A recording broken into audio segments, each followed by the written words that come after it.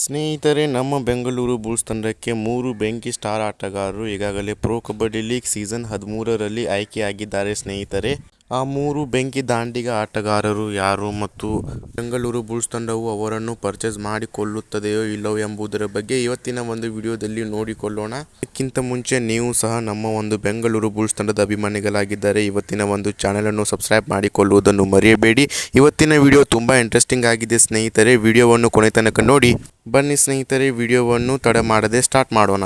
ಸ್ನೇಹಿತರೆ, ಮೊದಲನೆಯ ಪ್ಲೇಯರ್ಸ್ ಆಗಿರುವ ಪವನ್ ಶೇರಾವತ್ ರವರು ಇವರನ್ನು ನಮ್ಮ ಬೆಂಗಳೂರು ಬುಲ್ಸ್ ತಂಡದ ಕೋಚ್ ರವರು ಪ್ರೊ ಕಬಡ್ಡಿ ಲೀಗ್ ಸೀಸನ್ 13ರ ಒಂದು ಆಕ್ಷನ್ನಲ್ಲಿ ನಮ್ಮ ಬೆಂಗಳೂರು ಬುಲ್ಸ್ ತಂಡಕ್ಕೆ ತೆಗೆದುಕೊಂಡು ಬರಲು ಅಂದರೆ ಪರ್ಚೇಸ್ ಮಾಡಿಕೊಳ್ಳಲು ನಮ್ಮ ಬೆಂಗಳೂರು ಬುಲ್ಸ್ ತಂಡದ ಕೋಚ್ ರವರು ಸುಮಾರು 2 ರಿಂದ 2.5 ಕೋಟಿಗಳನ್ನು ಆಕ್ಷನ್ನಲ್ಲಿ ಖರ್ಚು ಮಾಡುತ್ತಾರೆ ಎಂಬ ದೊಡ್ಡ ನ್ಯೂಸ್ ಕೂಡ ಬರುತ್ತಿದೆ ಸ್ನೇಹಿತರೆ. ಹಾಗಾಗಿ ನಾವು ಪವನ್ ಶೇರಾವತ್ ರವರನ್ನು ಬೆಂಗಳೂರು ಬುಲ್ಸ್ ತಂಡದಲ್ಲಿ ಪ್ರೊ ಕಬಡ್ಡಿ ಲೀಗ್ ಸೀಸನ್ 13ರಲ್ಲಿ ಕಾಣುತ್ತೇವೆ ಎಂಬ ಸೂಚನೆಯನ್ನು ನಾವು ನೋಡಿಕೊಳ್ಳಬಹುದು. ತದನಂತರ ನೋಡುವುದಾದರೆ ಸ್ನೇಹಿತರೆ, ಶಾರ್ದೂಲ್ ರವರು ನಿಮಗೆಲ್ಲರಿಗೂ ಗೊತ್ತಿರಬಹುದು.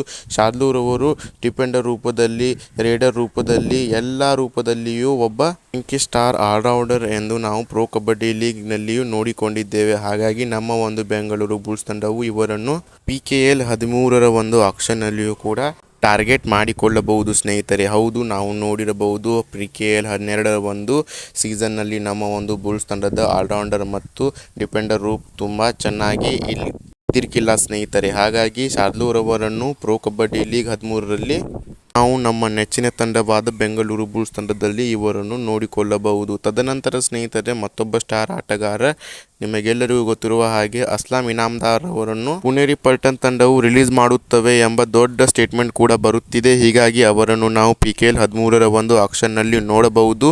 ಹಾಗಾಗಿ ನಮ್ಮ ಒಂದು ಬುಲ್ಸ್ ತಂಡವು ಅಸ್ಲಾಂ ಇನಾಮ್ದಾರ್ ರವರನ್ನು ಪರ್ಚೇಸ್ ಮಾಡಿದ್ದರೆ ನಮ್ಮ ಒಂದು ಬುಲ್ಸ್ ತಂಡವು ಪವನ್ ಶೇರಾವತ್, ಅಸ್ಲಾಂ ಇನಾಮ್ದಾರ್ ಮತ್ತು ಶಾರ್ದೂಲ್ ರವರ ಜೊತೆಗೆ ಬಲಿಷ್ಠವಾಗಿ ಕಾಣುತ್ತದೆ ಸ್ನೇಹಿತರೆ PKL 13ರಲ್ಲಿ ಮತ್ತು ಎಲ್ಲ ತಂಡಗಳಿಗೆ ಹೋಲಿಸಿದರೆ.